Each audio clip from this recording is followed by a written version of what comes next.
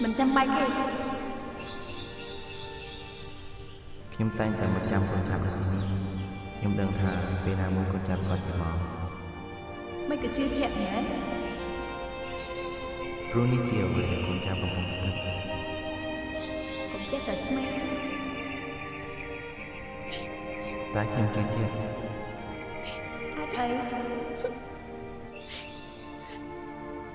ព្រោះថាពេលគូដែលគូយ៉ាងចាប់ផ្ដើមពិសេសច្បងប៉ុន្តែមនុស្សដែលចូលមកក្នុងជីវិតកូនចាប់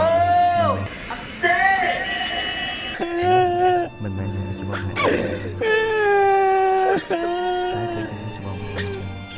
នកដែលតែងតែសម្លឹងមើលកូនចាប់ទៅមិនមែនជាច្បងម្នាក់ទេតែគឺជាច្បងម្នាក់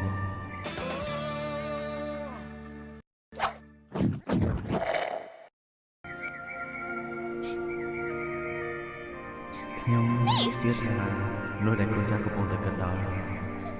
គឺមិនមែនជាច្បងម្នាក់